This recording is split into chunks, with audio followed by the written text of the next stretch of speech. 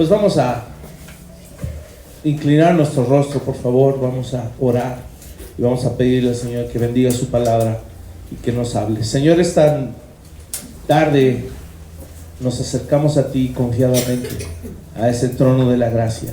Nos acercamos, Señor, sabiendo que nos oyes, que nos escuchas, pero también sabiendo, Señor, que nos quieres hablar, que estás interesado en que te conozcamos más.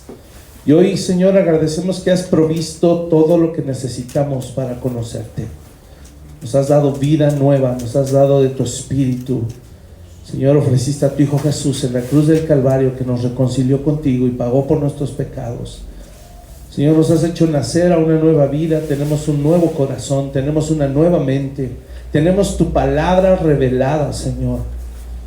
Y hoy nos has hecho parte de tu cuerpo, donde Cristo es la cabeza, de quien estamos unidos, y no solo a Él, sino a otros miembros, a cada uno de nuestros hermanos que forman parte de esta congregación. Te damos gracias, porque tu plan es perfecto, Señor, y nos ha sostenido y nos va a sostener hasta el día que tú vuelvas. Y mientras tanto te pedimos, santifícanos en tu verdad, en tu palabra que es la verdad. Y hoy danos oídos para oír, danos un corazón dispuesto, que seamos tierra buena, donde tu palabra caiga y dé fruto, como siempre, al 100 por 1. Buen fruto, abundante fruto y fruto que permanece. Háblanos, creemos en el poder de tu palabra, creemos en el poder transformador de ella, y que nos puede también santificar y limpiar nuestras conciencias. Hoy, Padre, oramos esto y te pedimos que sea tu Espíritu Santo, no yo, el que hable. En el nombre de Jesús oramos, amén y amén. El día de hoy vamos a hablar acerca de cuando la sabiduría falta. Dile a tu vecino: ¿tienes sabiduría? O pregúntale: ¿o te falta sabiduría? Y tú contéstale: ¿qué te importa? No, no es cierto. No es cierto, claro que no. Cuando la sabiduría falta. El versículo más famoso respecto a la sabiduría, ¿cuál es? A ver, díganme, Santiago o Proverbios. Entre ahí se están dando un quien vive, ¿verdad?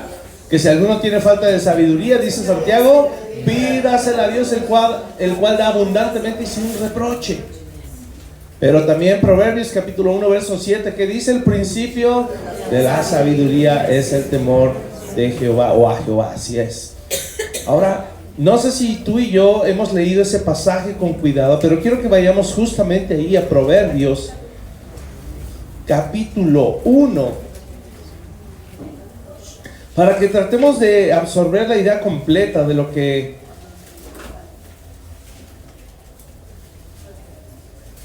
el autor estaba tratando de decir. Dice el verso 1: los proverbios de Salomón, hijo de David, rey de Israel. Y fíjate, el verso 2 dice: para entender. Y ahí hay dos palabras importantísimas que están relacionadas y que no podemos desligar en ningún momento. Para entender dos cosas, dice el salmista. ¿Qué y qué? Digo el salmista, el proverbista. Sabiduría y doctrina. Para conocer razones prudentes, para recibir el consejo de prudencia, justicia, juicio y equidad, para dar sagacidad a los simples y a los jóvenes inteligencia y cordura. Oirá el sabio y aumentará el saber, y el entendido adquirirá consejo. Para entender proverbio y declaración, palabras de sabios y sus dichos profundos. Y viene entonces este versículo famosísimo: el principio de la sabiduría es el temor de Jehová. Pero mira qué dice la segunda parte del versículo: los insensatos desprecian la sabiduría y la enseñanza. Del verso 2 al 7 es una idea completa, en donde el autor está presentando dos conceptos sumamente importantes, y son el tema central de todo Proverbios, que es sabiduría y doctrina. Así como la palabra de Dios no va a ser tan efectiva sin oración, y la oración no va a ser tan efectiva sin la palabra de Dios, sucede exactamente lo mismo con la sabiduría y la doctrina. Si nosotros pretendemos tener sabiduría sin doctrina, esa no es la verdadera sabiduría. Y si pretendemos tener doctrina sin sabiduría, eso tampoco es buena o sana doctrina, como hemos promovido en esta iglesia. Así es de que podemos decir, de acuerdo a este pasaje y muchos otros, que no puede haber sabiduría si no hay doctrina. Aquí no hay dilema entre qué es primero, la gallina o el huevo. Aquí no hay ese dilema respecto a qué será primero, la sabiduría o la doctrina. Aquí no hay ese problema, porque primero se debe establecer la doctrina, porque la doctrina es una enseñanza, básicamente. No podemos ser sabios si no sabemos sobre qué temas vamos a ser sabios. Así es de que la base de la sabiduría es la doctrina. Proverbios leímos, acabamos de leer, y justo del verso 1 al 3, fíjense, empieza diciendo Proverbios de Salomón, y luego dice, ¿hijo de quién? De David. Y yo no sé si tú recuerdas, pero ¿cuáles eran las recomendaciones de David para Salomón?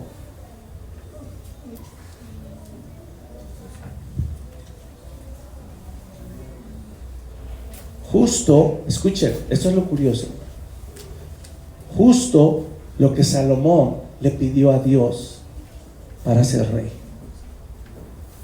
¿De dónde un muchacho saca la idea de que cuando Dios le pide, pídeme lo que tú quieras, el muchacho le pide sabiduría? Yo no sé tú, pero si hiciéramos esta pregunta a los jóvenes cristianos y viéramos lo que en realidad hay en su corazón, digamos, aquí está el Señor, pídele lo que tú quieras, ¿quién sabe si pedirían sabiduría? A lo mejor pedirían una esposa, a lo mejor pedirían un coche, a lo mejor pedirían dinero, no sé si trabajo, ¿verdad? Dinero sin trabajo. Pero hoy sabemos, Dios no es un genio de la lámpara que concede deseos nada más porque sí, hoy lo sabemos. ¿De dónde Salomón saca la idea de pedir sabiduría ahora que va a reinar? Sino de la instrucción de su padre David. Y hay evidencia de ello. David fue un hombre conforme al corazón de Dios, cometió muchos errores, pero al menos sabemos, sembró la idea en su hijo Salomón de la sabiduría. Y por eso cuando el Señor le dice, estás a punto de iniciar tu reinado, ¿qué quieres? Señor, dame sabiduría. Pero así como Salomón pide sabiduría, yo no sé si tú habías pensado en esto. ¿Para qué quería la sabiduría? ¿Cuál era el reto? Gobernar a Israel. Y de hecho él cita a su padre y dice, Señor, así como fuiste fiel y misericordioso con mi padre, es la misma petición que yo tengo hacia ti. Y casi podemos oír la contestación del Señor, claro que sí, así como tu padre también fue fiel a mí, así espero que tú seas fiel a mí. Concedido, te voy a dar sabiduría para que me puedas conocer. Ahora, realmente hay un dilema con la vida de Salomón. Ese sí es el verdadero dilema. Acompáñame en tus Biblias a ver el pasaje. Vamos a estar leyendo algunas porciones extensas para extraer historia de allí y poder extraer el centro de esta enseñanza. Y vamos a estar hablando de Salomón precisamente. Vamos a Primera de Reyes, capítulo 2. Y vamos a leer los primeros 4 versículos. Fíjate la recomendación de un padre moribundo en el lecho a punto de partir con el Señor, y tiene allí a su hijo, quien va a ser ahora su sustituto en el reino. ¿Qué le dirías tú a tu hijo si el Señor te concede estar un día lleno de años, lleno de canas, con las fuerzas ya por extinguirse en tu último soplo de vida, y que el Señor te concede un minuto de vida frente a tus hijos. Bueno, si tienes dos, ¿verdad? Para que te alcance un minuto para cada uno. A mí me daría 4 primero Dios, ¿verdad? Que me da 4 minutos. ¿Qué le dirías a tu hijo si te restara un minuto de vida? ¿Quieren saber qué le dijo David? Llegaron los días, verso 1, en que David había de morir, y ordenó a Salomón su hijo diciendo, ¿pero qué dice ahí? Y sugirió, y recomendó, aconsejó. No, qué tremendo. Ordenó a Salomón su hijo diciendo, yo sigo el camino de todos en la tierra. O sea, yo voy para donde todos van, para la tumba. Pero mira aquí, esfuérzate y sé hombre. ¿Habrá algo más que se tenga que decir? Esfuérzate y sé hombre. ¿Y qué le dijo ahí? Trabaja de sol a sol para perseguir la chuleta, que no le falte nada a tus hijos y les des lo mejor. O estudia mucho, ¿verdad? Saca diplomados, maestrías y doctorados para que la gente te respete. O sé un mujeriego, porque eso te hace ser más hombre. O ve al gimnasio todos los días para que vivas una vida saludable.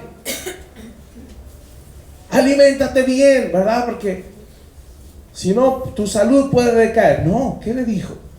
Esfuérzate y sé hombre. ¿Y cuál es el concepto de ser hombre? Guarda los preceptos de Jehová tu Dios, andando en sus caminos y observando sus estatutos y mandamientos, sus decretos y sus testimonios, de la manera que está escrito en la ley de Moisés. O sea, no a tu manera, de la manera que está escrito. ¿Para qué? Para que prosperes en todo lo que hagas y en todo aquello que emprendas, para que confirme Jehová la palabra que me habló diciendo, si tus hijos guardaren mi camino, andando delante de mí con verdad, de todo su corazón y de toda su alma. Escucha, jamás, dice, faltará a ti varón en el trono de Israel. ¡Qué palabras! Y con esto David se pudo ir tranquilo a la tumba, sabiendo que hizo lo correcto con su hijo. Ahora, David tenía muchos hijos. Entre los más conocidos, ¿quiénes más estaban allí? ¿Cuántos recuerdan hijos de David? Absalón. Absalón, ¿por qué fue famoso? Porque quiso ocupar su lugar. Traicionero, rebelde, pero en contra de su propio padre, ¿verdad? Che, tremenda historia. ¿Y qué otro rey famoso? Digo, ¿qué otro hijo famoso del rey David? Adonías, ¿no? Adonías. De tarea se los dejo, averigüen, ¿ah? Los otros hijos del rey David. Pero aquí dice que quien estaba allí, ¿quién era? Salomón. Salomón. ¿Dónde estaban los demás? ¿Por qué Salomón sale a resurgir aquí? Porque Salomón era el sucesor del trono. ¿Era el hijo mayor Salomón? ¿Qué crees? No. Pero tú ya sabes que al Señor le gusta romper los protocolos, ¿verdad?, del ser humano. No era el primogénito, sin embargo, a él fue a quien se le prometió el trono. Ahora, si vemos Primera de Reyes, capítulo 3, da unas hojas más adelante. Quiero que leas esto. El verso 3, lee conmigo, dice, mas Salomón, ¿qué hizo? Amó a Jehová, andando en los estatutos de su padre David. Andando en los estatutos de su padre, es decir, lo que su padre antes de morir le ordenó, eso es lo que él obedeció. Dice, solamente sacrificaba y quemaba incienso en los lugares altos. E iba el rey a Gabaón, porque aquel era el lugar alto principal, y sacrificaba allí 1000 holocaustos. Sacrificaba Salomón sobre aquel altar. Y se le apareció Jehová a Salomón en Gabaón una noche en sueños, y le dijo Dios: pide lo que quieras que yo te dé. Y Salomón dijo: tú hiciste gran misericordia a tu siervo David mi padre, porque él anduvo delante de ti en verdad, en justicia y con rectitud de corazón para contigo. Y tú le has reservado esta tu gran misericordia, en que le diste hijo que se sentase en su trono, como sucedía en este día. Ahora pues, Jehová, y mira qué dice ahí, ¿Dios de mi padre? No, ¿qué dice? Dios mío. Salomón había puesto fe ya en Dios, no en la fe de su padre. No es algo que se nos herede. No existe como tal ese término de cuna cristiana, hermanos. No existe, no se hereda nada. Aunque los padres sean muy espirituales, muy obedientes, muy bíblicos a la palabra de Dios, los hijos son otra cosa totalmente diferente. Que el Señor nos manda guiarlos, claro, entrenarlos, claro, sembrar en ellos la palabra, por supuesto que sí, pero la decisión la tienen que tomar ellos. Y aquí Salomón ya había tomado una decisión. Le llama: Jehová Dios mío, tú me has puesto a mí, tu siervo, por rey en lugar de David mi padre, y yo soy joven y no sé cómo entrar ni salir. ¿Cuántos alguna vez, los que seguimos siendo jóvenes pero ya no tanto, se acuerdan lo que es vivir en incertidumbre de no saber qué decisiones tomar, ¿verdad? Y jóvenes que hoy están en esa etapa, la incertidumbre de no sé, dice, a veces se les hace fácil tomar decisiones, por eso a veces meten la pata tan feo, igual que nosotros. No se sientan juzgados, igual que nosotros cuando fuimos unos chamacos metimos las 4, ¿verdad? Pero aquí Salomón puede reconocer su necesidad profunda de decir: no sé, yo soy joven, ¿cómo voy a sacar adelante? Veo los zapatos de mi papá y los veo inmensos, me quedan grandes. ¿Cómo le voy a hacer, Señor? Dice: y tu siervo está en medio de tu pueblo, el cual tú escogiste, un pueblo grande que no se puede contar ni numerar por su multitud. Da pues a tu siervo corazón entendido para juzgar a tu pueblo, para discernir entre lo bueno y lo malo, porque ¿quién podrá gobernar tu pueblo tan grande? Y agradó delante del Señor que Salomón pidiese esto, y le dijo Dios: porque has demandado esto, y no pediste para ti muchos días, ni pediste riquezas, ni pediste la vida de tus enemigos, sino que demandaste para ti inteligencia para oír juicio. He aquí lo he hecho conforme a tus palabras. He aquí que te he dado corazón sabio y entendido, tanto que no ha habido antes de ti otro como tú, ni después de ti se levantará otro como tú. Y aún también te he dado las cosas que no pediste, riquezas y gloria, de tal manera que entre los reyes ninguno haya como tú en todos tus días. Y si anduvieres en mis caminos, guardando mis estatutos y mis mandamientos, como anduvo David tu padre, yo alargaré tus días. Qué impactante sueño y qué impactante respuesta. Gracias a Dios, eso sí no se quedó como un sueño, se cumplió en la vida de Salomón. Ahora da vuelta a las páginas, capítulo 4. Y vamos a enfocarnos en el verso 29. Quiero que veas cómo se sigue desarrollando la vida de Salomón mientras él sigue siendo rey. Eso es el relato, los siguientes capítulos. Dice así, Primera de Reyes 4:29. Y Dios dio a Salomón sabiduría y prudencia muy grandes, y anchura de corazón como la arena que está a la orilla del mar. Era mayor la sabiduría de Salomón que la de todos los orientales. Y no sé si sabías lo que eso representa. Sabiduría de orientales, no sé si sabes, pero eso era el top. lo mejor de la sabiduría, de la sapiencia, de la inteligencia, de la ciencia. No había nadie como los orientales. Pero dice que la de Salomón era mayor. Y luego dice, y que toda la sabiduría de los egipcios aún fue más sabio que todos los hombres, más que Etán, Esraíta, y que Emán, Calcol y Darda, hijos de Mahol. Y si los mencionan es porque seguramente eran hombres respetados, como hoy hemos escuchado un Einstein, díganme otro, Copérnico, bueno, pues, de estos, Newton, ¿verdad? Pues sí, de estos científicos que son muy pensantes. Otro, ¿cómo se llama? El que se murió, Stephen Hawking, gracias, ¿verdad? Gente famosa por su inteligencia, tal vez por su ciencia. Pero dice que más que todos esos, y fue conocido entre todas las naciones de alrededor, y compuso 3000 proverbios, y sus cantares fueron 5000. También disertó sobre los árboles, desde el cedro del Líbano hasta el hisopo que nace en la pared. Asimismo disertó sobre los animales, sobre las aves, sobre los reptiles, sobre los peces.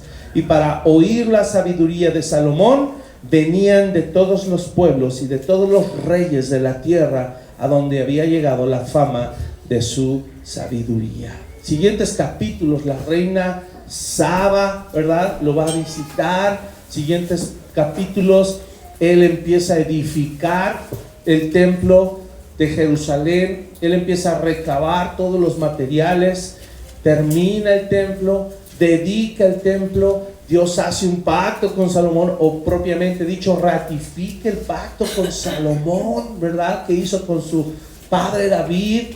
¿Y qué creen? Hasta el capítulo 10, todo va de maravilla. No falta sabiduría, ¿verdad? Como titulamos esto. No falta, abunda. Este imperio del rey Salomón, si tú lees todos esos capítulos y escuchas cuánto oro juntaba de tributos, es una cantidad absurda. No te puedes imaginar tanto oro junto. La reina Saba le decía, la reina de Saba, tú tienes vestidos hacia tus siervos, no lo puedo creer. Probablemente estaban, yo creo que las siervas y siervos de David traían mejor ropa que la propia reina. Quedó impactada ante la gloria de Salomón. Todo gracias a qué, hermanos, a la sabiduría. Capítulo 11. Vamos a leer. Y desde las primeras palabras quiero que medites muy bien cuál es tu sentimiento, cuál es tu sentir.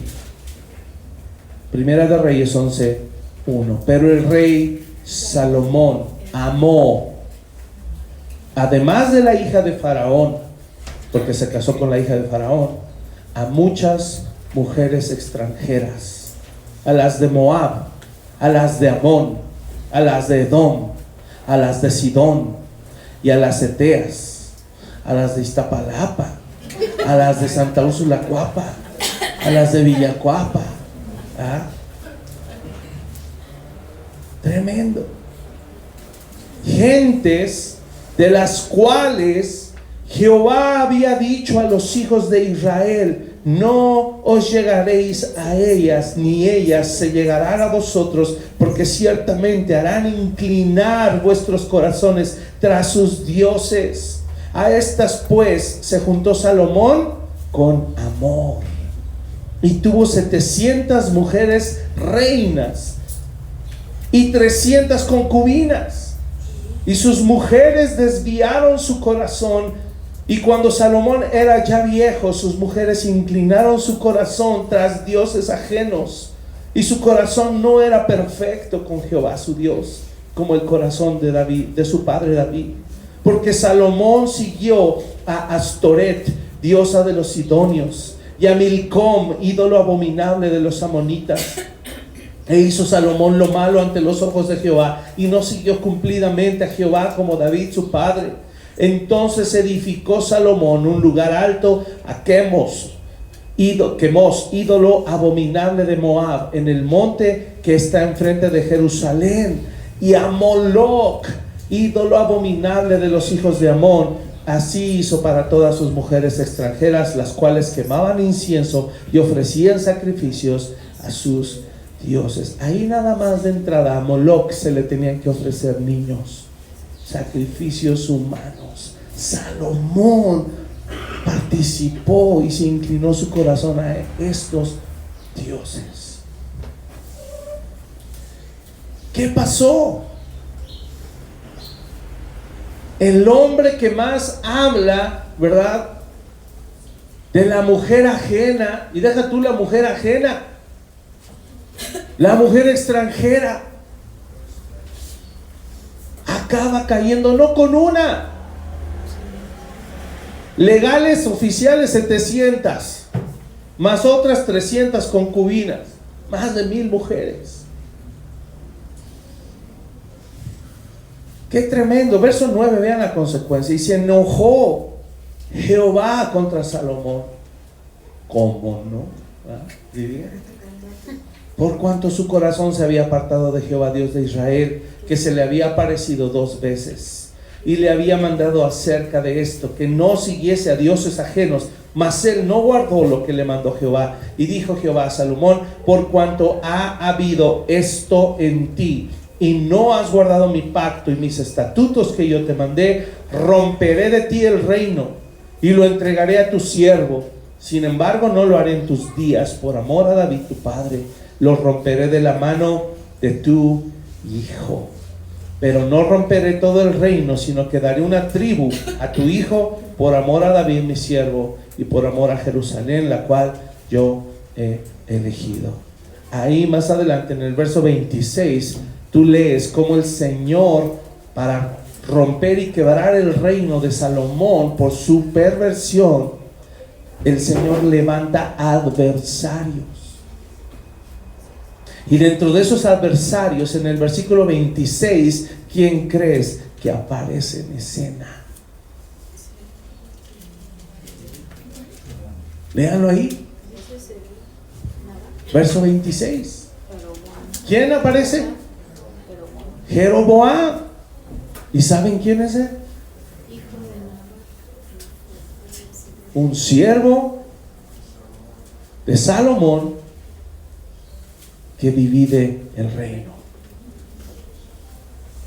Es el que se lleva a las tribus del norte. Ahí está el adversario. ¿Y sabes qué es lo triste? Que no nada más Jeroboam divide el reino. ¿Quién más crees que participa de dividir el reino? Roboam, hijo de Salomón. Para que se los aprendan esos nombres. Jeroboam, siervo; Roboam, hijo de Salomón. Ahora, vean la consecuencia. Tenemos a un David en lecho de muerte que le deja a su hijo una instrucción muy clara: esfuérzate y sé hombre. ¿En qué? En guardar la palabra. Y hoy tenemos a un Salomón que cuando muere no le dice nada a Roboam. Escucha, esto es tremendo. No le dice nada a Roboam. Pero, pónganle ahí, pero, y puntos suspensivos. Vamos a leer primero y ahorita les voy a decir el pero. ¿Sale? Primera de Reyes, ahora el siguiente capítulo 12. Capítulo 12. Quiero que veas qué dice. Roboam fue a Siquem, porque todo Israel había venido a Siquem para hacerle rey. Estamos hablando del hijo de Salomón. Ojo, David, Salomón, Roboam. ¿Ok? Y aconteció que cuando lo oyó Jeroboam, hijo de Nabat, que aún estaba en Egipto, a donde había huido delante del rey Salomón, había huido porque quería adueñarse del reino, ¿verdad? Y para que no lo matara Salomón, huyó a Egipto. Dice, a donde había huido, enviaron, verso 3, a llamarle. Vino pues Jeroboam y toda la congregación de Israel y hablaron a Roboam diciendo: tu padre agravó nuestro yugo, mas ahora disminuye tú algo de la dura servidumbre de tu padre y del yugo pesado que puso sobre nosotros, y te serviremos. Y él les dijo: idos, o sea, váyanse, y de aquí a 3 días volved a mí. Y el pueblo se fue. No sé si cobra sentido porque el pueblo Salomón ya está muerto, escucha, y el pueblo se está quejando de Salomón. Uno pensaría, ¿pero por qué si fue el rey más sabio? Sí, pero no permaneció. Y ahí nos damos cuenta la importancia de permanecer. Escucha, no solo en la doctrina. Si permanezco en la doctrina y no en sabiduría, no voy a permanecer. Por eso debo entender qué es la verdadera sabiduría. Ahora, la sabiduría no es el temor a Jehová. Escucha, es el principio, apenas. El primer paso para empezar a ser sabio es temer a Dios, honrarle, respetarle. Pero no es toda la sabiduría. Faltan más elementos para comprender en plenitud la sabiduría. Y justo eso es lo que estamos desglosando con esta historia. Aquí el pueblo se está quejando de Salomón porque Salomón ya no era sabio. La sabiduría se había esfumado a causa de estas mujeres extranjeras, acerca de la idolatría y del pecado. ¿Y qué empezó a hacer Salomón? Tonterías. Y cuando hacemos cosas necias o insensatas, el yugo se empieza a sentir pesado. Y por eso el pueblo estaba quejoso y decía: tu padre empeoró nuestra carga, agravó nuestro yugo, por favor disminúyelo. Porque sí, puede ser que el reino empezó sabio, próspero. Los de más bajo estrato vestían como reyes, pero a causa del pecado y la idolatría, el Señor le arranca el reino, ¿verdad? Y se te va a quedar una tribu, y no por ti, por amor a tu padre David. Y la petición, ¿cuál era? Aligera la carga, Roboam, y te serviremos. Viene en el verso 6. Entonces el rey Roboam pidió consejo de los ancianos que habían estado delante de Salomón su padre cuando vivía, y dijo: ¿cómo aconsejáis vosotros que responda a este pueblo? Y ellos le hablaron diciendo: si tú fueres hoy siervo de este pueblo y los sirvieres, y respondiéndoles buenas palabras les hablares, ellos te servirán para siempre. Pero él dejó el consejo que los ancianos le habían dado y pidió consejo de los jóvenes que se habían criado con él y estaban delante de él, y les dijo: ¿cómo aconsejáis vosotros que respondamos a este pueblo que me ha hablado diciendo: disminuye algo del yugo que tu padre puso sobre nosotros? Entonces los jóvenes que se habían criado con él le respondieron diciendo: así hablarás a este pueblo que te ha dicho estas palabras: tu padre agravó nuestro yugo, mas tú disminúyenos algo. Así les hablarás: el menor dedo de los míos es más grueso que los lomos de mi padre. Ahora pues, mi padre os cargó de pesado yugo, mas yo añadiré a vuestro yugo. Mi padre os castigó con azotes, mas yo os castigaré con escorpiones. Oh, ¿qué concepto tenía este joven Roboam? ¿Había temor de Jehová? Ya se había esfumado con Salomón. ¿Qué aprendió este joven? Incongruencia, insensatez, falta de sabiduría. Lo que se veía en el pueblo vecino, ¿verdad? Miren, si algo nos ha afectado como nación, es todas las ideas y la cultura que se importa de nuestro país vecino del norte. Sabemos cómo se ha deteriorado esa cultura.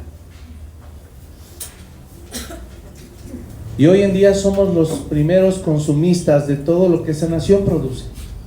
Súmale nuestra propia producción. ¿Cómo estamos? Y Roboam empieza a copiar de otras naciones. Se fue de vacaciones a Disney a ver qué hacían allá. Se fue de vacaciones a Nueva York o a California, ¿no? Fue a ver las leyes de aborto, la droga legalizada, la ideología de género a tope. No. Desde su padre permitieron la entrada de todas esas mujeres que llegaron a adoctrinar a los varones del lugar. De ahí empezó. ¿Quién tomó la decisión? ¿El problema es la mujer? No, fue el varón que permite eso. Dios lo dejó claramente escrito, lo dejó claramente establecido. Así es que no tiene que ir a visitar otros países para copiar ideas. Ya estaban las ideas de su propio país, porque se permitieron el yugo desigual.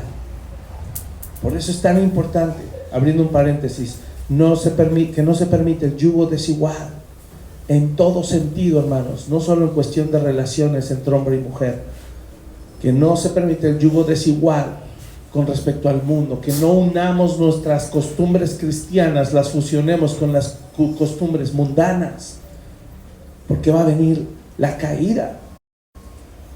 Verso 12: al tercer día vino Jeroboam con todo el pueblo a Roboam, según el rey lo había mandado, diciendo: volved a mí al tercer día. Y el rey respondió al pueblo duramente, dejando el consejo que los ancianos le habían dado.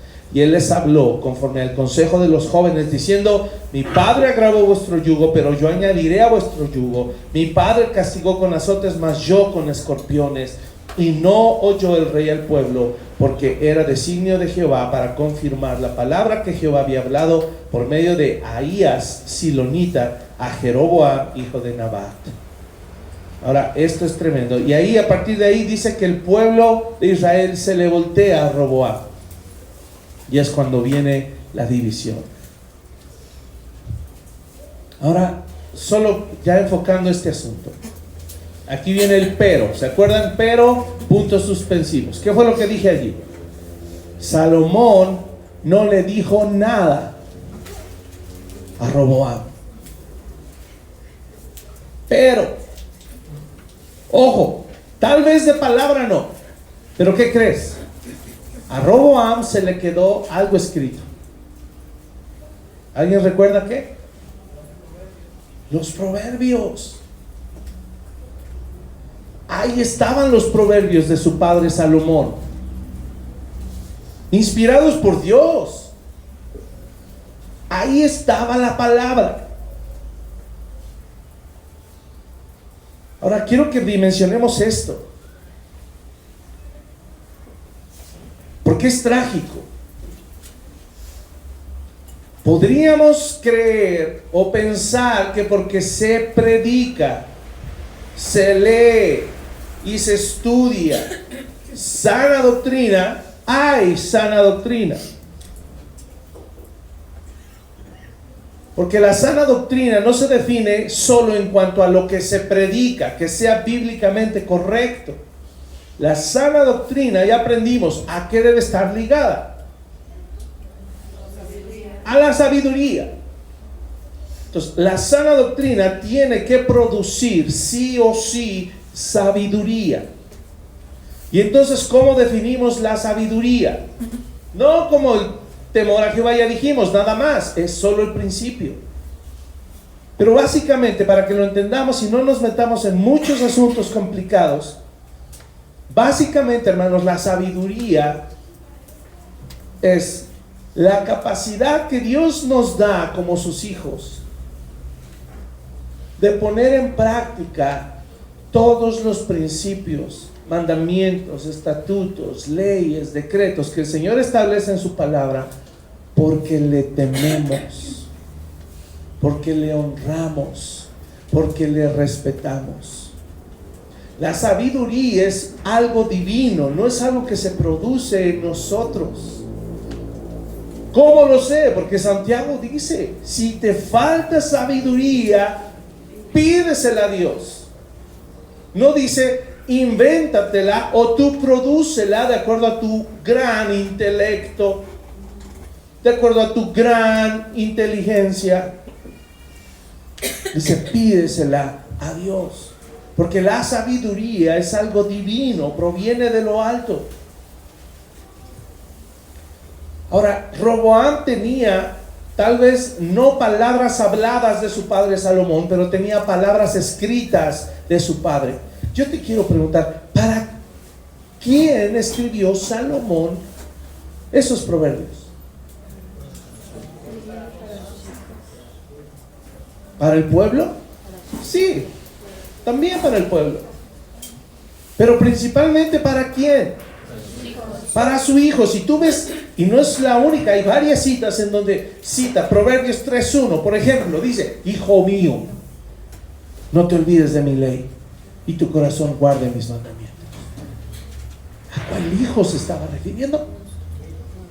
A Roboam. Salomón en la época de lucidez, Salomón en la época de sabiduría, él entiende que es responsabilidad suya, porque el Shema lo decía, Deuteronomio capítulo 6. Y hablarás de ellas y estando en el camino y andando en tu casa.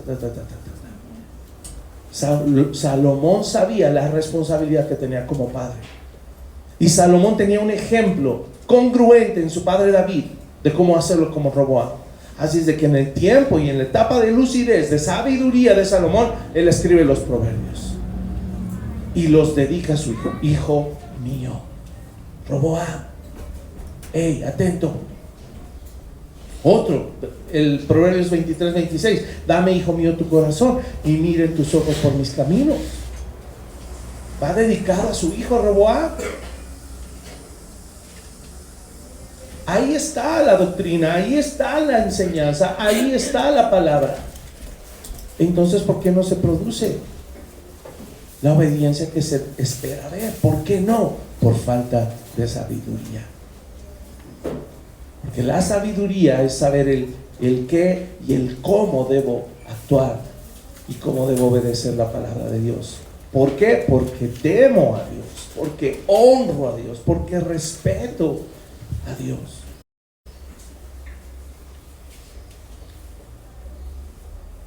¿Cómo empieza entonces a perder una persona, un creyente? ¿Cómo empieza una iglesia a desviarse y a perder sabiduría? ¿Dónde empieza el problema?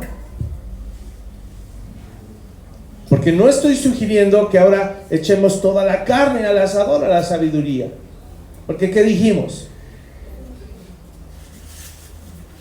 Que la base de la sabiduría es la doctrina. ¿Sale? No me puedo quedar solo en la doctrina.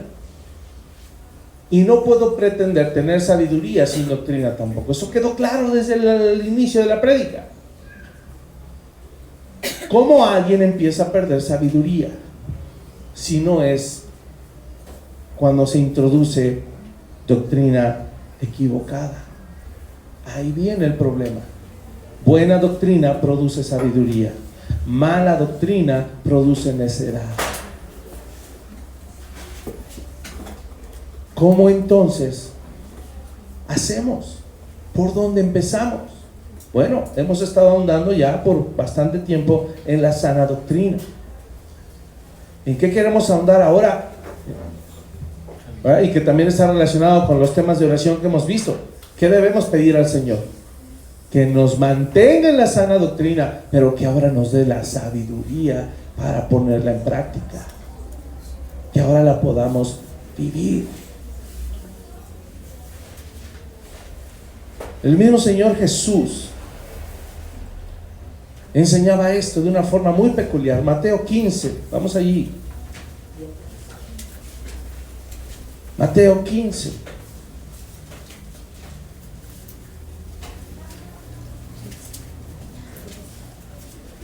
Mateo 15.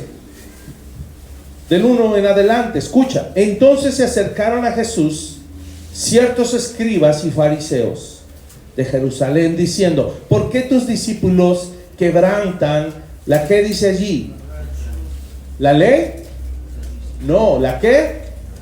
La tradición de los ancianos, porque no se lavan las manos cuando comen pan. Respondiendo él les dijo: ¿por qué también vosotros quebrantáis el qué? El mandamiento de Dios por vuestra tradición. Porque Dios mandó diciendo: honra a tu padre y a tu madre, y el que maldiga al padre o a la madre muere irremisiblemente. Pero vosotros decís: cualquiera que diga a su padre o a su madre, es mi ofrenda a Dios, todo aquello con que pudiera ayudarte, ya no ha de honrar a su padre o a su madre. Así habéis invalidado el mandamiento de Dios por vuestra tradición. Hipócritas, bien profetizó de vosotros Isaías cuando dijo: este pueblo de labios me honra, mas su corazón está lejos de mí, pues en vano me honran, enseñando como doctrinas mandamientos de hombres. El problema de la insensatez, el problema de la falta de sabiduría, es cuando tomamos una doctrina y la queremos modificar. ¿De acuerdo a qué? A nuestro gusto, a nuestra complacencia, a nuestra comodidad, a nuestro antojo, básicamente. Debemos tener cuidado de eso. Ahora, no podríamos jamás presumir que tenemos sana doctrina si en realidad las vidas de los que estamos aquí presentes no están siendo transformadas y no están avanzando. Tú pregúntate: ¿soy el mismo de hace una semana? Tal vez pensabas que iba a decir: ¿soy el mismo de hace un año? Seguramente la respuesta es sí. ¿Qué tal si digo: ¿soy el mismo de hace 10 años? No, tampoco, menos. Pero ¿por qué le echamos para atrás? ¿Por qué no echarle para adelante? ¿Soy el mismo de hace un mes? ¿Soy el mismo de hace una semana? ¿Soy el mismo de ayer? Y después de esta prédica, ¿soy el mismo que el de hace una hora? Bueno, probando. Respiren.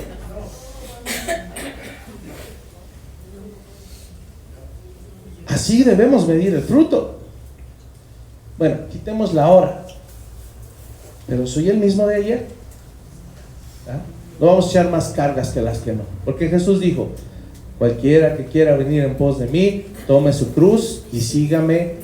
Niéguese a sí mismo y sígame cada día. Entonces el Señor también nos da margen. Te da 24 horas para que se te note el cambio.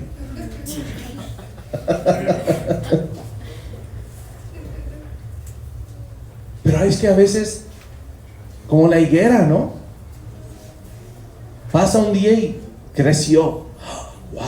2 días. ¡Wow! Un mes está frondosa la higuera. 2 meses sigue frondosa la higuera. 3 meses frondosísima la higuera. ¿Y los higos? Pura apariencia. Por eso Jesús se acercó, porque la vio súper frondosa y dijo: no, hombre, de aquí nos vamos a despachar. Y cuando se acerca y ve la higuera frondosa y ve 0 fruto, por eso la maldice. Porque Él reprueba la hipocresía. Él reprueba la falta de sabiduría. ¿Cómo sé si amo la doctrina? Si me encuentro orando al Señor por sabiduría. Así sé que amo su palabra. Si me encuentro orando al Señor: dame sabiduría, Señor, porque necesito poner en práctica esto que aprendí. Y para eso no dejamos pasar un día. Lo implementamos inmediatamente y vemos la manera de modificar con el poder y la ayuda de su Espíritu inmediatamente. ¿Qué pasó entonces con Salomón? ¿Se acostumbró? Probablemente. ¿Se habituó a la sabiduría? Dijo: ya tengo mis proverbios, ya tengo mis canciones, ya tengo mis concubinas, ya tengo mis palacios, ya está el templo, tengo mi gloria, tengo... ¿Qué pasó? Es muy notorio ver también cómo escribe Eclesiastés. Yo creo que creció tanto en gloria que ya no le halló sentido a la vida. Empezó a sentir el vacío de tener tanto y no tener nada a la vez. Por eso dices, como humo. Aún la gloria del hombre es como humo. No lo puedes retener en tu mano. Se escapa. Y Jesús, eso es lo que él denunció. Dijo, este pueblo de labios me honra. ¿Por qué? Porque enseñan como doctrinas, mandamientos de hombre. Mira el verso 10. Y llamando así a la multitud les dijo, oíd y entended. No lo que entra en la boca contamina al hombre, mas lo que sale de la boca, esto contamina al hombre. Entonces acercándose sus discípulos le dijeron, ¿sabes que los fariseos se ofendieron cuando oyeron esta palabra? Pero respondiendo él dijo, toda planta que no plantó mi Padre Celestial será desarraigada. Dejadlos, son ciegos, guías de ciegos, y si el ciego guiare al ciego, ambos caerán en el hoyo. Jesús estaba enseñando a sus discípulos, hermanos, a guardarse de la levadura de los fariseos. Y lo más sabio que podemos hacer es eso. ¿Sabes por qué? Porque cuando tú y yo solo estudiamos doctrina y doctrina y doctrina y doctrina y nada de sabiduría, nos va a fastidiar la doctrina, porque lo estamos solamente entendiendo a un nivel humano. Y en algún momento voy a sentir la necesidad de darle un giro interesante a la doctrina.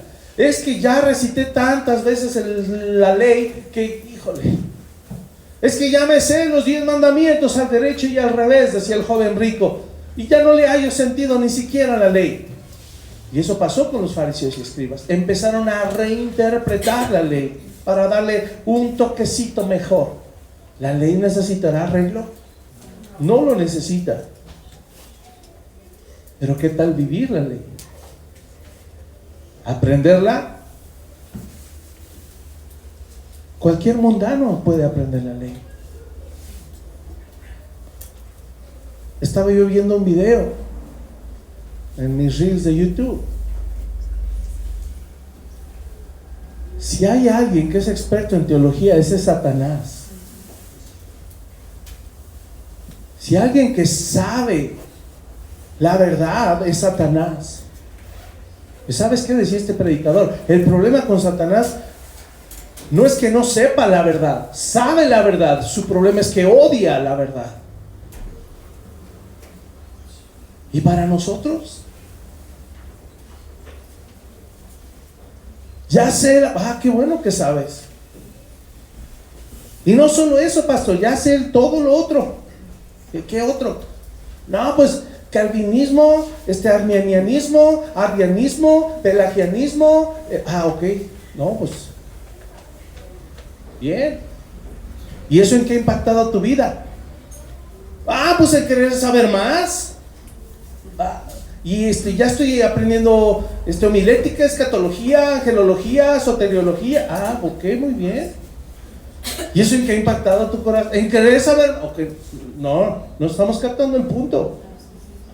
No estamos entendiendo el punto. Pablo sabía doctrina. Los fariseos sabían la ley. Pero ¿qué dijo Jesús? Déjalos, son ciegos, guías de ciegos. Y si el ciego guía al ciego, ambos caerán en el hoyo. Cuídense de la levadura. Mateo 16:12 eso dice. Cuídense de la levadura de los fariseos. ¿Y sabes qué significaba? La doctrina de los fariseos. Ahora, ¿tú sabes qué hace la levadura? ¿Sabes cómo opera? ¿Saben qué es la levadura? Básicamente son hongos o bacterias microscópicas. No se ven. Son bacterias microscópicas que se meten en la masa, y la masa tiene azúcares. ¿Sí sabían eso? Yo no, yo aprendí. Yo nomás sé que la levadura inflaba la masa, pero averigüé un poquito para hacerles más interesante esto. Entonces la masa tiene azúcares, y esas microbacterias en la harina empiezan a convertir el azúcar en dióxido de carbono y en alcohol etílico. ¿Han probado masa leudada? ¿A qué sabe? La masa madre, ese saborcito y un olorcito muy peculiar, como cuando se fermenta la cerveza, igualito casi. Son bacterias también. De hecho, la cerveza, el vino, todo es eso. La fermentación son microorganismos pequeñísimos que infectan la sustancia, generan CO2, generan alcohol, y por el CO2, ¿qué es? Es un gas. ¿Qué le hace a la masa? La infla. Y el alcohol nomás le da un saborcito peculiar, ¿verdad? Es lo único que hace. Aplícalo a la levadura de los fariseos.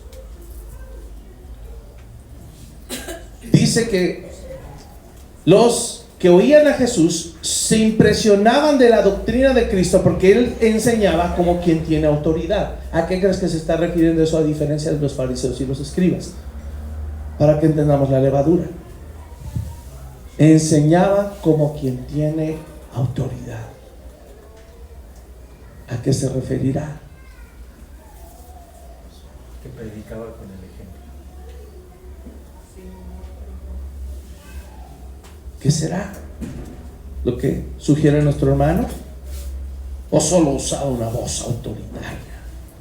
¿Verdad? Porque no es lo mismo decir: sí, hermanos, vengo hoy a decirles que la sabiduría y bueno, la doctrina van de la mano, y pues si una sin la otra no va a haber.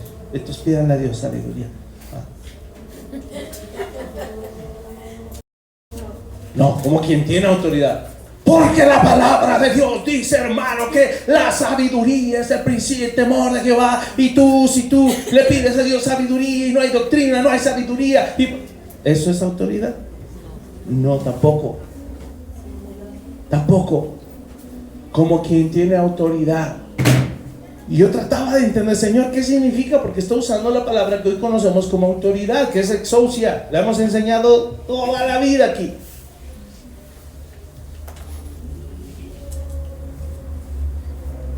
Y una de las definiciones de esa palabra, autoridad, si tú recuerdas, es una jurisdicción, algo que está limitado a un área.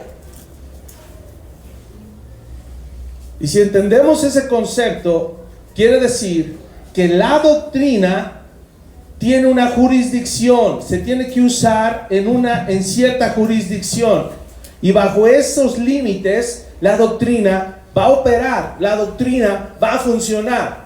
Y cuando se refieren a Jesús que hablaba y enseñaba como quien tiene autoridad, quiere decir que Él se remitía a vivir bajo los límites y la jurisdicción que la palabra establecía. Los fariseos no.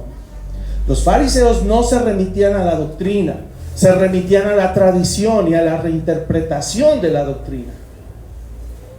Si tú y yo nos remitimos solo a la doctrina, vamos a poder vivir y tener la autoridad que el creyente necesita para ser sabios. Si tenemos la disposición de obedecer solo y solo su palabra. Por eso se habla tanto en los reformados, ¿verdad? Está de moda los reformados, las 5 solas, y una de ellas una sola escritura. A eso se refiere. Solo la palabra nos es suficiente. Ok, entonces solo la palabra, no le interpretes, no le metas de más, ni le saques. Porque con tantito que yo me permita salirme de esa jurisdicción, ¿qué crees que va a generarse? Orgullo, impureza sexual, envidia, ira, y póngale el nombre que quiera. Yo te pregunto, ¿un poco de orgullo afectará toda mi vida? Un poco de levadura afecta toda la masa. Romanos 6:17 dice: gracias a Dios que aunque eran esclavos del pecado, han obedecido de corazón aquella forma de doctrina a la cual fueron entregados, y libertados del pecado, vinieron a ser siervos de la justicia. De hecho, llegamos al Señor no leudados, amados. Llegamos podridos de tanta bacteria. Tanto que el Señor tuvo que hacer una nueva obra. Una obra completa, una nueva criatura espiritual, ya no carnal. Para que ahora el pecado ya no entrara a nuestra vida, ya no se enseñoreara de nosotros como ese microorganismo y nos inflara. Hoy un creyente se puede mantener libre, pero requiere buena doctrina y requiere sabiduría. ¿Cuál es la medida? Efesios 4. Ya el estándar no solo es la ley. El estándar no es solo lo que los fariseos pusieron. ¿Tú sabes cuál es la medida ahora? ¿Qué dice Efesios 4?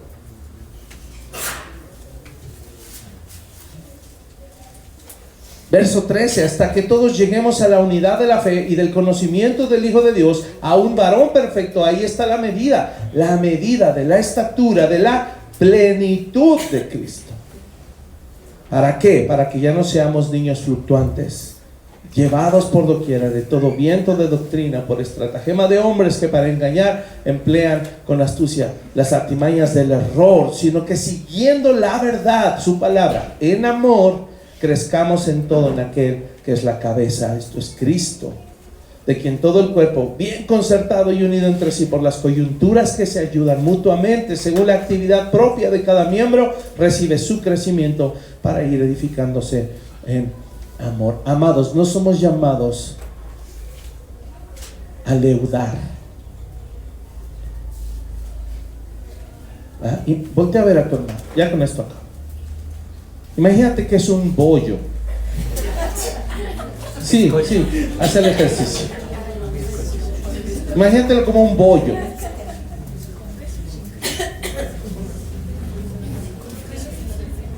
Escucha. Un bollo quiere decir que ya le afectó la levadura. Porque está inflado. A ver, hagan cara de bollo. Bien. Bollito. No sé si ahora entendemos cómo el Señor y la importancia de la fiesta de los panes sin levadura. Porque cuando se usa esa analogía, lo que se está dando a entender es que se coma un pan puro. Cuando entendemos la levadura, es rica la levadura. Es rico comerse un bolillo, un bollo, de esos recién salidos de la panadería calientito, que el olor te hace frenarte en la calle, bajarte, comprarte 20 bolillos y uno para el camino, ¿verdad? Que ese no me lo envuelva, por favor. Y cuando te metes a tu coche, sacas el bollo que te dejó afuera y le muerdes y cruje todo y despide el aroma. Es maravilloso morder un bollo caliente, crujiente, ¿cierto? Sí. Pero no es la masa original, está inflada, ¿vale? Y eso es lo peligroso. Cuando tú compras un bolillo, es un gusto culposo, pero en realidad vienen tan infladitos porque están diseñados para hacer tortas. Le tienes que meter algo más, porque si tú nomás comes el puro bolillo, no va a ser suficiente el bolillo inflado. Hay que rellenarlo con otra clase de cosas. Pero cuando hablamos de un pan que realmente te va a nutrir y que no requiere levadura para inflarse, que por sí solo el pan es nutritivo, hay una gran diferencia. Por eso dije, no somos llamados a leudar, somos llamados a crecer, pero no por la levadura. Somos llamados a crecer por la doctrina y la sabiduría. Podríamos decir entonces que lo contrario a la levadura, ¿verdad?, es la sabiduría precisamente. Eso es lo que nos hace crecer. La sabiduría te hace crecer, la levadura te hace inflarte. Y ahí tenemos entonces la decisión en nuestras vidas para pedirle al Señor, a partir de ahora, Señor, dame sabiduría, no solo conocimiento en tu doctrina, porque puedo correr el riesgo de desviarme de ella. La levadura de los fariseos es que si solo por un momentito aprendo algo y no lo vivo, o solo recibo un poco de conocimiento y no lo aplico en mi vida, me voy a inflar. Todo lo que aprendas, inmediatamente aprende a ponerlo por obra en tu vida. Ya por falta de tiempo no voy a hacer el ejercicio, pero llévate esto de tarea. Quiero que leas en esta semana primera carta a Timoteo, segunda carta a Timoteo y Tito. Y quiero que tú descubras allí cuántas veces se menciona la palabra doctrina. Y analizando las cartas, esas tres cartas pastorales, primera de Timoteo, segunda de Timoteo y Tito, en cuanto encuentres la palabra doctrina, lee los contextos de ese versículo y dime si se sugiere que la doctrina es meramente conocimiento o está relacionado con poner en práctica esa doctrina, y te vas a sorprender. Esas tres cartas en particular fueron dirigidas a personas, Tito y Timoteo, que eran pastores comisionados para establecer orden en las iglesias. Y lo primero que se hace para establecer orden es doctrina con sabiduría, no doctrina sin sabiduría. ¿Vale? Son muchas referencias las que vienen allí. Y como último ejercicio, si tú y yo leemos Apocalipsis capítulo 2, que es el mensaje a las 7 iglesias, ¿sabes cuántas veces Dios reprende a la iglesia porque toleran doctrinas falsas? Varias veces. Varias veces. De hecho, voy a leer solo una, en el verso 1 de Apocalipsis 2. La iglesia en Éfeso, ¿quién estuvo allí sembrando? Pablo. ¿Quién estuvo allí corrigiendo lo deficiente? Timoteo. Y siendo pastor aún de ahí. Dice, el que tiene las 7 estrellas en su diestra, el que anda en medio de los 7 candeleros de oro, dice esto: yo conozco tus obras y tu arduo trabajo y paciencia, y que no puedes soportar a los malos, y has probado a los que se dicen ser apóstoles y no lo son, y los has hallado mentirosos. Y has sufrido, y has tenido paciencia, y has trabajado arduamente por amor de mi nombre, y no has desmayado. Hasta allí, ¿escuchamos que sea una iglesia de sana doctrina? Hasta allí. Sí. Pero ¿qué pasa en el verso 4? Pero tengo contra ti que has dejado tu primer amor. ¿Qué faltó? Contéstenme bien, si no vuelvo a predicar una hora. Sabiduría. Gracias, Orlando. Faltó sabiduría. ¿Cómo sé que faltó sabiduría? Escucha esto. Recuerda, por tanto, de dónde has caído, y arrepiéntete y haz las primeras obras. Pues si no, vendré pronto a ti, quitaré tu candelero de su lugar si no te hubieras arrepentido. Pero tienes esto, otro elogio, que aborreces las obras de los nicolaitas, las cuales yo también aborrezco. El que tiene oído, oiga lo que el Espíritu dice a las iglesias. Al que venciere le daré a comer del árbol de la vida, el cual está en medio del paraíso de Dios. ¿Qué son las primeras obras? ¿Qué está sugiriendo aquí el Señor? Conozco tus obras, tu arduo trabajo, tu paso. A eso es fruto. Ahora, para poder probar a los que se dicen ser apóstoles y hallar los mentirosos, ¿se requerirá buena doctrina? Sí, claro, muy buena. Pero justo ese es el reproche. El Señor estaba diciendo, ustedes ahorita ya están en una situación en donde por inercia están obrando, están actuando, están pensando que están en la sana doctrina, tanto que ustedes pueden defender la doctrina, el evangelio de Cristo, detectar falsos maestros, detectar falsos apóstoles. Pero ¿qué pasa? Quiero las obras primeras. ¿Cuáles son las obras primeras? Cuando empiezas a descubrir, ¿verdad? ¿Cuántos recuerdan el impacto en sus vidas cuando aprendieron acerca, por ejemplo, de la mentira? La lengua te impacta y dices, toda mi vida he estado metiendo la pata. ¿Y qué sentías? Una convicción profunda de pecado.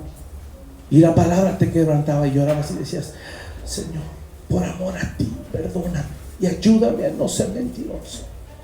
¿Qué tal cuando descubrimos, verdad, que ser infiel a nuestras esposas, tal vez no físico, pero con la mirada, verdad, con el pensamiento? Y cuando la palabra nos golpeó, llorábamos de quebranto y de dolor, pero por amor al Señor empezamos a decir, ya no quiero, Señor, ese pecado, límpialo, perdóname. Y hacíamos esas obras, ¿verdad?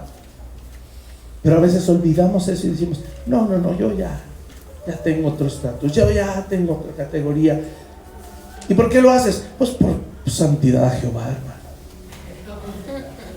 ¿Y por qué te paras temprano? Pues porque soy maduro. Olvidamos el primer amor, olvidamos las primeras obras y pensamos que la doctrina es solo para obedecerla porque se tiene que obedecer, hermano. No, obedecemos al Señor porque le tememos, porque le amamos profundamente y porque sabemos que el momento en el que yo me olvide de Él es el inicio de mi caída.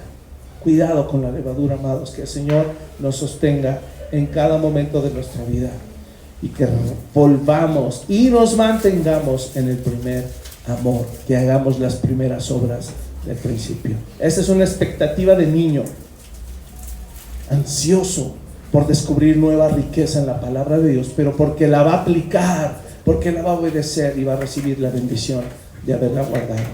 Que el Señor nos sostenga. Vamos a orar. Padre, ayúdanos hoy a mantenernos en tu verdad, libres de la levadura, libres de la insensatez, libres de la imprudencia. Señor, que podamos tomar como buen ejemplo esos años en los que el rey Salomón se mantuvo en sabiduría, pero que también podamos tomar como ejemplo para no caer en ellos, Señor, esos años en donde su corazón fue alejado y se inclinó a dioses ajenos. Ayúdanos hoy a identificar si hay dioses ajenos a los cuales nos seguimos inclinando en nuestra propia vida. Y ayúdanos, Señor, a valorar no solo la buena y sana doctrina, ayúdanos a valorar, a depender, a buscar y a pedir sabiduría de lo alto, sabiduría que proviene de ti, Señor. Esa sabiduría que nos va a poder ayudar a discernir entre lo bueno y lo malo, que se vean en nosotros vidas congruentes, vidas apasionadas por ti, Señor, que defendamos, Señor, no solo la palabra y la doctrina con argumentos bíblicos, sino con nuestro testimonio, con nuestra vida congruente, cuando no nos ve nadie, Señor, pero cuando tú nos ves, ahí en lo oculto, ahí en lo íntimo de nuestros pensamientos, de nuestras emociones, de nuestras actitudes, nuestras motivaciones y afectos. Allí, Señor, es en donde vamos a necesitar cuanto más la sabiduría. Gracias por tu palabra que nos anima hoy, Señor, y que si algo debemos y podemos pedir abundantemente, Señor, y nos dará sin reproche, es la sabiduría. Ayúdanos a ser creyentes fieles y a permanecer firmes en la fe, de modo que nunca nos falte. Gracias por proveer todo lo que necesitamos, Señor, a través de tu Hijo Jesús y por medio de tu Espíritu Santo que hoy mora en nosotros. Oramos esto, Padre amado, y te lo pedimos para nuestra iglesia, para nuestras familias y para nosotros de manera personal. En el nombre de Jesús oramos. Amén y amén.